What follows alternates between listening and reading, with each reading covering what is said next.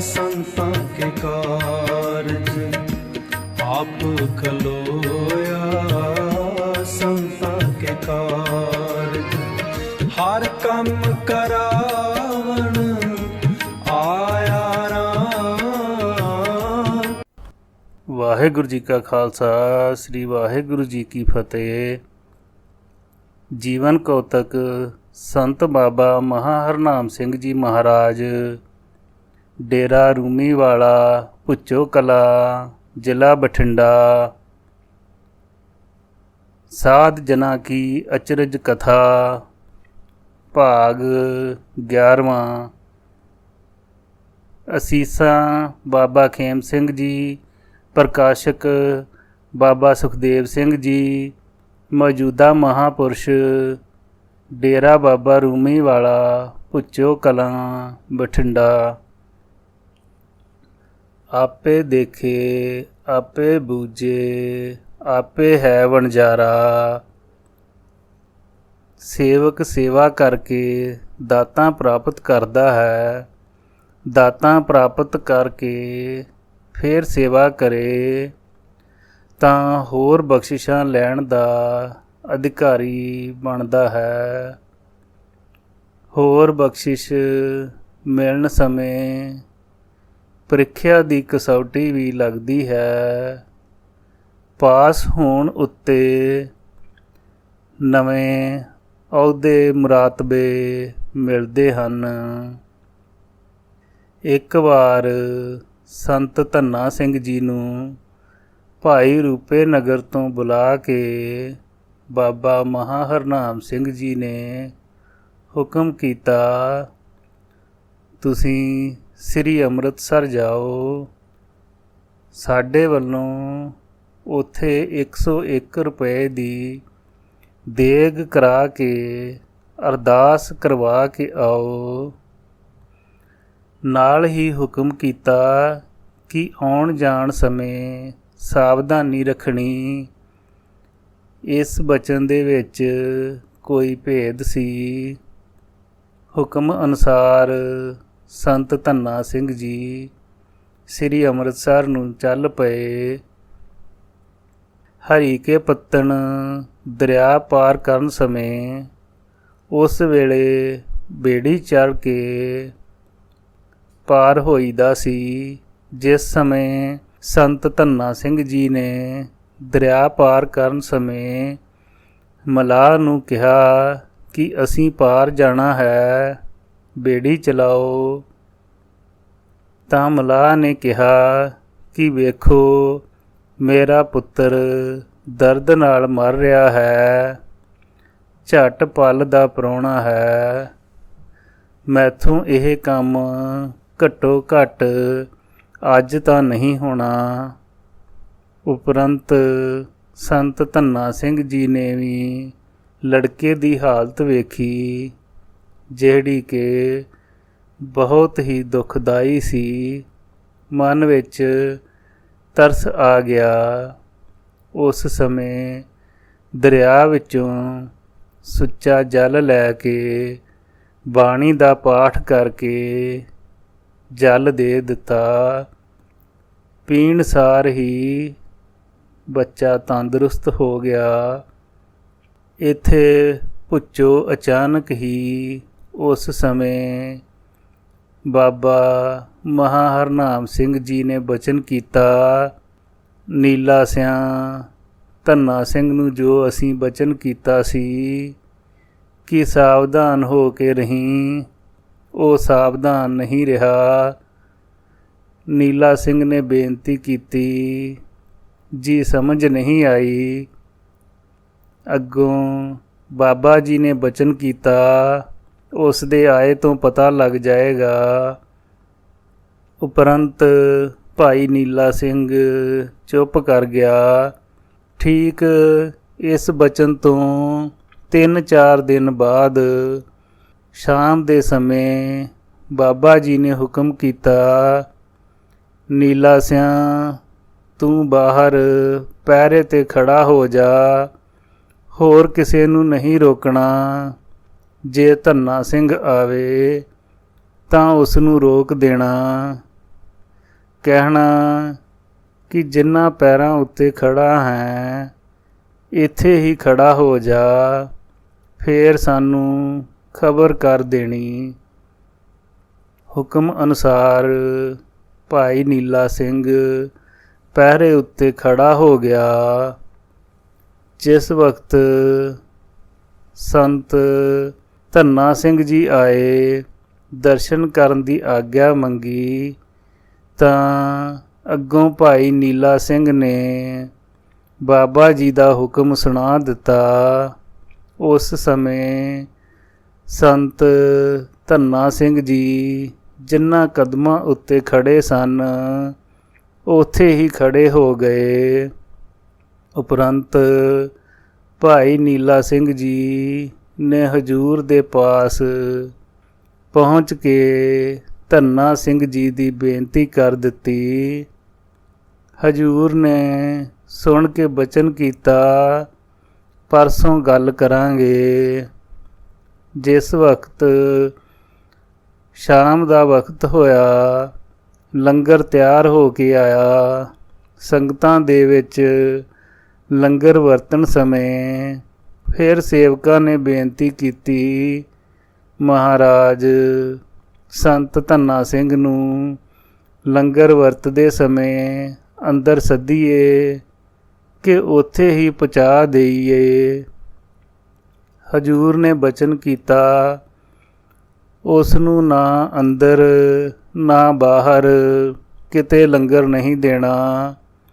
ਇਸ ਤਰ੍ਹਾਂ ਸੰਤ ਧੰਨਾ ਸਿੰਘ ਜੀ ਨਿਰਆਹਾਰ ਭਾਵ ਭੁੱਖੇ ਧਿਆਏ ਹੀ ਇੱਕੋ ਥਾਂ ਉੱਪਰ ਖੜੇ ਰਹੇ।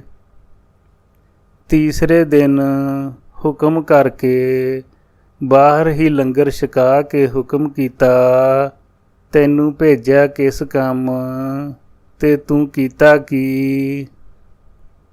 ਮਲਾਹ ਦੇ ਪੁੱਤ ਨੂੰ ਤੂੰ ਜਲ ਕਿਉਂ ਦਿੱਤਾ?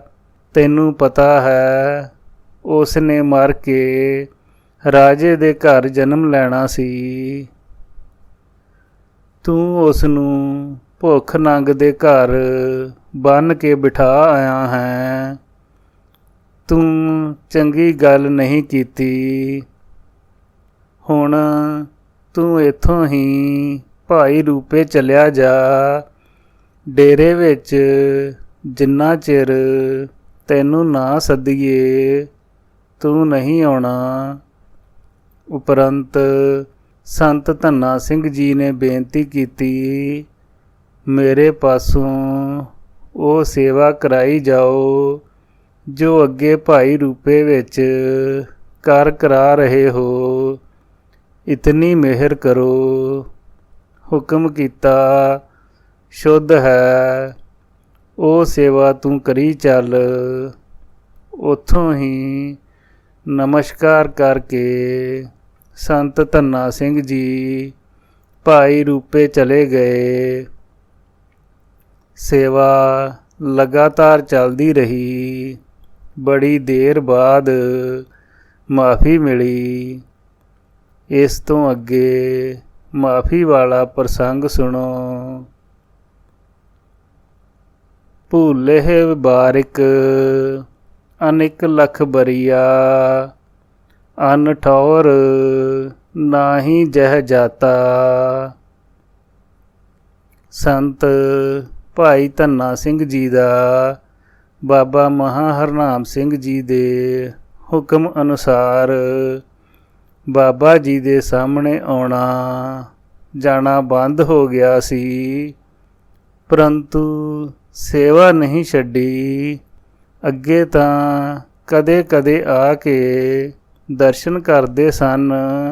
ਫਿਰ ਭਾਈ ਰੂਪੇ ਨਗਰ ਤੋਂ ਸੇਵਾ ਵਿੱਚ ਦੁੱਧ ਇਕੱਠਾ ਕਰਕੇ ਭੇਜ ਦਿੰਦੇ ਰਹੇ।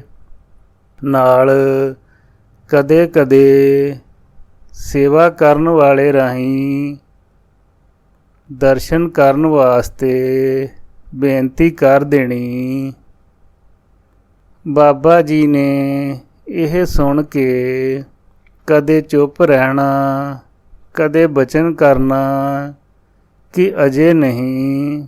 ਸੇਵਾਦਾਰ ਨੇ ਇਹੀ ਬਚਨ ਅੱਗੇ ਸੰਤ ਧੰਨਾ ਸਿੰਘ ਜੀ ਨੂੰ ਜਾ ਕਹਿਣਾ। ਸੰਤ ਧੰਨਾ ਸਿੰਘ ਜੀ ਨੇ ਸਤ ਬਚਨ ਕਰ ਦੇਣਾ। ਇਸ ਤਰ੍ਹਾਂ ਨਿਰੰਤਰ ਸੇਵਾ ਚੱਲਦੀ ਰਹੀ। ਉਪਰੰਤ ਇੱਕ ਦਿਨ ਬਾਬਾ ਜੀ ਨੇ ਸੇਵਾਦਾਰ ਦੀ ਬੇਨਤੀ ਕਰਨ ਉਪਰੰਤ ਹੁਕਮ ਕੀਤਾ, ਉਸ ਨੂੰ ਕਹੋ ਕਿ ਹੁਣ ਜਦੋਂ ਆਉਣਾ ਚਾਹੇ ਆ ਜਾਵੇ। ਕੁਝ ਸਮੇਂ ਬਾਅਦ ਹੀ ਸੰਤ ਧੰਨਾ ਸਿੰਘ ਜੀ ਦੁੱਧ ਲੈ ਕੇ ਆਪ ਪਹੁੰਚ ਗਏ। ਪਹਿਰੇਦਾਰ ਰਾਹੀਂ ਆਗਿਆ ਮਿਲਣ ਉਪਰੰਤ ਹਜ਼ੂਰ ਦੇ ਦਰਸ਼ਨ ਕੀਤੇ, ਸਿਰ ਨਿਵਾਇਆ। ਉਸ ਸਮੇਂ ਸੰਤ ਧੰਨਾ ਸਿੰਘ ਜੀ ਦੇ ਨੇਤਰਾਂ ਵਿੱਚੋਂ ਕੋਈ ਹੰਝੂ ਡਿੱਗ ਰਿਹਾ ਸੀ, ਮਾਨੋ ਵਿਛੋੜੇ ਦੀ ਅੱਗ ਨੂੰ ਨੇਤਰਾਂ ਦੇ ਪਾਣੀ ਰਾਹੀਂ ਬੁਝਾ ਰਹੇ ਹੋਣ। ਕਿਤਨਾ ਸਮਾਂ ਸਿਰ ਝੁਕਾ ਕੇ ਬਾਰ-ਬਾਰ ਚੁੱਕਦੇ ਰਹੇ। ਦੋਹੀਂ ਪਾਸੀਂ ਚੁੱਪ ਛਾਈ ਰਹੀ। ਉਪਰੰਤ ਬਾਬਾ ਜੀ ਨੇ ਬਚਨ ਕੀਤਾ, ਅੱਗੇ ਵਾਸਤੇ ਇਹ ਕੰਮ ਨਹੀਂ ਕਰਨਾ। ਸੰਤ ਧੰਨਾ ਸਿੰਘ ਜੀ ਨੇ ਹੱਥ ਜੋੜ ਕੇ ਖਿਮਾ ਮੰਗੀ। ਉਪਰੰਤ ਬਾਬਾ ਜੀ ਨੇ ਬਚਨ ਕੀਤਾ, ਸ਼ੁੱਧ ਹੈ, ਲੰਗਰ ਵਿੱਚੋਂ ਜਲ ਪਾਣੀ ਵਰਤੋ। ਆਪ ਭੁਲਾਏ ਆਪੇ ਮਤ ਦੇਵੇ ਦੇ ਮਹਾਵਾਕ ਅਨੁਸਾਰ ਇਹ ਪ੍ਰਸੰਗ ਸਮਾਪਤ ਹੋਇਆ। ਇਹ ਪ੍ਰਸੰਗ ਮਾਤਾ ਪਿਤਾ ਪਾਸੋਂ ਪ੍ਰਾਪਤ ਹੋਇਆ। ਕੋਟ ਅਪਰਾਧ ਖੰਡਨ ਕੇ ਦਾਤੇ, ਤੁਝ ਬਿਨ ਕੌਣ ਉਧਾਰੇ। ਮਾਲਵੇ ਵਿੱਚ ਇੱਕ ਨਗਰ ਜਿਸ ਦਾ ਨਾਮ ਮੱਤਾ ਹੈ, ਨੇੜੇ ਦੇ ਪਿੰਡ ਦਾ ਨਾਮ ਦੋਦਾ ਹੈ। ਦੋ ਪਿੰਡ ਨੇੜੇ ਹੋਣ ਕਰਕੇ ਇਕੱਠਾ ਨਾਮ ਦੋਦਾ ਮੱਤਾ ਕਹਿੰਦੇ ਹਨ। ਮੱਤੇ ਨਗਰ ਦਾ ਇੱਕ ਗੁਰਮੁਖ ਪਰਿਵਾਰ ਪਾਕਿਸਤਾਨ ਦੇ ਇਲਾਕੇ ਚੱਕ ਹੁਕਮਪੁਰਾ ਜ਼ਿਲ੍ਹਾ ਸਰਗੋਦਾ ਵਿੱਚ ਰਹਿੰਦਾ ਸੀ। ਇਹਨਾਂ ਦੇ ਬਜ਼ੁਰਗਾਂ ਨੂੰ ਉਸ ਸਮੇਂ ਦੀ ਅੰਗਰੇਜ਼ ਸਰਕਾਰ ਵੱਲੋਂ 14 ਦੀ ਜੰਗ ਸਮੇਂ ਮੁਰੱਬੇ ਇਨਾਮ ਦੇ ਤੌਰ 'ਤੇ ਮਿਲੇ ਹੋਏ ਸਨ। ਸਾਰਾ ਪਰਿਵਾਰ ਉੱਥੇ ਹੀ ਕਾਫੀ ਸਮੇਂ ਤੋਂ ਟਿਕਿਆ ਹੋਇਆ ਸੀ। ਇਹ ਗੁਰਮੁਖ ਪਰਿਵਾਰ ਸੰਤ ਸੇਵੀ ਪਰਿਵਾਰ ਸੀ। ਇਸ ਸਮੇਂ ਜੋ ਸਾਧੂ ਇਹਨਾਂ ਨੂੰ ਮਿਲਿਆ ਹੋਇਆ ਸੀ, ਇਹ ਪਰਿਵਾਰ ਸਾਧੂ ਸਮਝ ਕੇ ਸਭ ਤਰ੍ਹਾਂ ਨਾਲ ਸੇਵਾ ਕਰਦੇ ਸਨ। ਪਰੰਤੂ ਸਾਧੂ ਦੇ ਮਨ ਵਿੱਚ ਕੁਝ ਹੋਰ ਗੱਲ ਸੀ। ਸਰਦਾਰ ਗਜਿੰਦਰ ਸਿੰਘ ਜੀ ਦੇ ਦੱਸਣ ਅਨੁਸਾਰ ਇੱਕ ਦਿਨ ਇਸ ਮਹਾਤਮਾ ਨੂੰ ਦਸਤਾਂ ਦੀ ਬਿਮਾਰੀ ਲੱਗ ਗਈ। ਉਸ ਸਮੇਂ ਇਸ ਪਰਿਵਾਰ ਨੇ ਬੇਅੰਤ ਸੇਵਾ ਸਾਧੂ ਦੀ ਕੀਤੀ ਅਤੇ ਇਸ ਦੀ ਦੇਹ ਅਰੋਗ ਹੋ ਗਈ। ਇਸ ਦੌਰਾਨ ਕੁੰਭ ਦਾ ਪੁਰਬ ਆ ਗਿਆ। ਇਸ ਸੰਤ ਨੇ, ਜਿਸ ਦਾ ਨਾਮ ਇਹਨਾਂ ਨੇ ਅਵਧੂਤ ਜੀ ਰੱਖਿਆ ਹੋਇਆ ਸੀ, ਕਿਉਂਕਿ ਬ੍ਰਾਹਮਣ ਬਰਾਦਰੀ ਵਿੱਚੋਂ ਸਨ। ਇਸ ਤਰ੍ਹਾਂ ਦੱਸਿਆ ਹੈ, ਅਵਧੂਤ ਜੀ ਨੇ ਸਰਦਾਰ ਗਜਿੰਦਰ ਸਿੰਘ ਜੀ ਤੋਂ 200 ਰੁਪਏ ਮੰਗੇ, ਨਾਲ ਹੀ ਕਿਹਾ ਕਿ ਮੈਂ ਕੁੰਭ ਤੇ ਜਾ ਕੇ ਜੱਗ ਕਰਨਾ ਹੈ। ਇਸ ਪਰਿਵਾਰ ਨੇ ਇਹ ਗੱਲ ਮਨ ਵਿੱਚ ਸੋਚ ਕੇ ਕਿ ਜੇ ਆਪਾਂ ਅਵਧੂਤ ਜੀ ਦੇ ਨਾਲ ਹੀ ਕੁੰਭ ਦੇ ਮੇਲੇ 'ਤੇ ਚੱਲੀਏ, ਦਰਸ਼ਨ ਕਰਾਂਗੇ। ਕਿਹਾ, ਅਵਧੂਤ ਜੀ ਅਸੀਂ ਵੀ ਤੁਹਾਡੇ ਨਾਲ ਹੀ ਕੁੰਭ 'ਤੇ ਚੱਲਾਂਗੇ। ਉੱਥੇ ਜਿੱਥੇ ਜਿੱਥੇ ਤੁਸੀਂ ਹੁਕਮ ਕਰੋਗੇ ਉੱਥੇ ਹੀ ਅਸੀਂ ਦਾਨ ਕਰ ਦਿਆਂਗੇ। ਇਸ ਕਰਕੇ ਸਾਨੂੰ ਵੀ ਨਾਲ ਲੈ ਚੱਲਿਓ। ਉਸ ਸਮੇਂ ਤਾਂ ਅਵਧੂਤ ਜੀ ਨੇ ਹਾਂ ਕਰ ਦਿੱਤੀ। ਗੁਰਵਾਕ ਹੈ, ਨਰ ਚਾਹਤ ਕੁਛ ਔਰੇ ਕੀ ਔਰੇ ਭਈ ਵਾਲਾ ਫਰਮਾਨ ਸੱਚ ਹੋਇਆ। ਉਪਰੰਤ ਕੁੰਭ ਮੇਲੇ ਦੇ ਨੇੜੇ ਜਾ ਕੇ ਉਸ ਇਲਾਕੇ ਵਿੱਚ ਹੈਜੇ ਦੀ ਬਿਮਾਰੀ ਫੈਲ ਗਈ। ਇਸ ਕਾਰਨ ਇਸ ਪਰਿਵਾਰ ਨੇ ਅਵਧੂਤ ਜੀ ਨੂੰ ਬੇਨਤੀ ਕੀਤੀ। ਅਵਧੂਤ ਜੀ ਉੱਥੇ ਤਾਂ ਬਿਮਾਰੀ ਦੀ ਖਬਰ ਅਖਬਾਰਾਂ ਵਿੱਚ ਆ ਗਈ ਹੈ, ਆਪਣਾ ਉੱਥੇ ਜਾਣਾ ਠੀਕ ਨਹੀਂ। ਸੁਣ ਕੇ ਅਵਧੂਤ ਜੀ ਤਾਂ ਚੁੱਪ ਕਰ ਗਏ, ਪਰ ਮਨ ਚੁੱਪ ਨਾ ਹੋਇਆ। ਮਨ ਵਿੱਚ ਤਾਂ ਅੱਗੇ ਹੀ ਹੋਰ ਵਿਚਾਰ ਸਨ। ਫਿਰ ਇਸ ਸਮੇਂ ਤਾਂ ਵਿਚਾਰ ਵੀ ਭੈੜੇ ਹੋ ਗਏ। ਇਸ ਕੀ ਸੇਵਾ ਜੋ ਕਰੇ ਤਿਸ ਹੀ ਕੋ ਫਿਰ ਖਾਏ ਦੇ ਬਚਨ ਅਨੁਸਾਰ ਅਵਧੂਤ ਜੀ ਕੋਲ ਰਿੱਧੀਆਂ ਸਿੱਧੀਆਂ ਸਨ। ਅਚਾਨਕ ਹੀ ਸਰਦਾਰ ਗਜਿੰਦਰ ਸਿੰਘ ਦੇ ਘਰੋਂ ਬੀਬੀ ਰਜਿੰਦਰ ਕੌਰ ਬੇਹੋਸ਼ ਹੋ ਗਈ। ਇੱਕ ਵਾਰ ਤਾਂ ਕੋਸ਼ਿਸ਼ ਕਰਨ ਨਾਲ ਬੇਹੋਸ਼ੀ ਦੂਰ ਹੋ ਗਈ। ਇਸ ਤੋਂ ਬਾਅਦ ਦਿਨ ਵਿੱਚ ਕਈ ਵਾਰ ਬੇਹੋਸ਼ ਹੋ ਜਾਣਾ।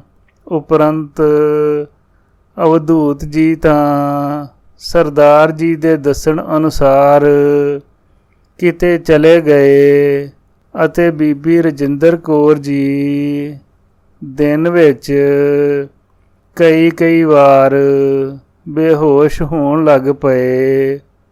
ਉਪਰੰਤ ਸਰਦਾਰ ਗਜਿੰਦਰ ਸਿੰਘ ਬੀਬੀ ਰਜਿੰਦਰ ਕੌਰ ਦਾ ਇਲਾਜ ਕਰਵਾਉਣ ਲੱਗ ਪਏ।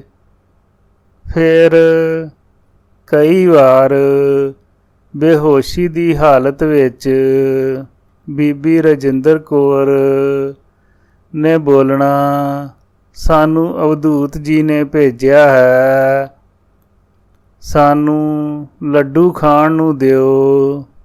ਰਜਿੰਦਰ ਕੌਰ ਦੇ ਬੋਲਣ ਅਨੁਸਾਰ ਕਈ ਵਾਰ ਲੱਡੂ ਵੀ ਦਿੱਤੇ, ਪਰੰਤੂ ਬਿਮਾਰੀ ਵੱਧਦੀ ਗਈ। ਸਾਰਾ ਪਰਿਵਾਰ ਤੰਗ ਰਹਿਣ ਲੱਗ ਪਿਆ।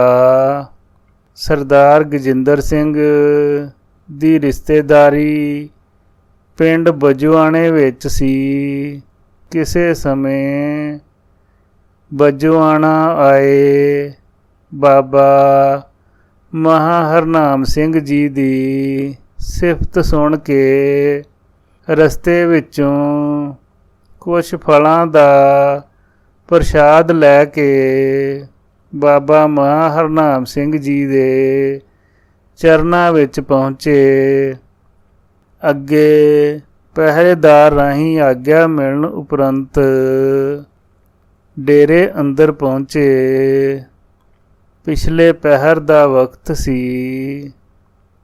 ਕੁਛ ਪ੍ਰੇਮੀ ਬਾਬਾ ਜੀ ਦੇ ਆਸਣ ਵਾਲੀ ਜਗ੍ਹਾ 'ਤੇ ਬੈਠੇ ਬਾਹਰ ਸੁਖਮਣੀ ਸਾਹਿਬ ਦਾ ਪਾਠ ਕਰ ਰਹੇ ਸਨ। ਸੁਖਮਣੀ ਸਾਹਿਬ ਦੇ ਪਾਠ ਦਾ ਵੇਰਵਾ ਸਿਰਫ ਇੱਕ ਪ੍ਰਸੰਗ 'ਚੋਂ ਹੀ ਮਿਲਿਆ।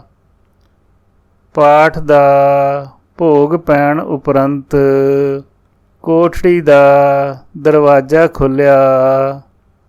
ਸਰਬੱਤ ਸੰਗਤ ਨੇ ਨਮਸਕਾਰ ਕੀਤੀ। ਸਰਦਾਰ ਗਜਿੰਦਰ ਸਿੰਘ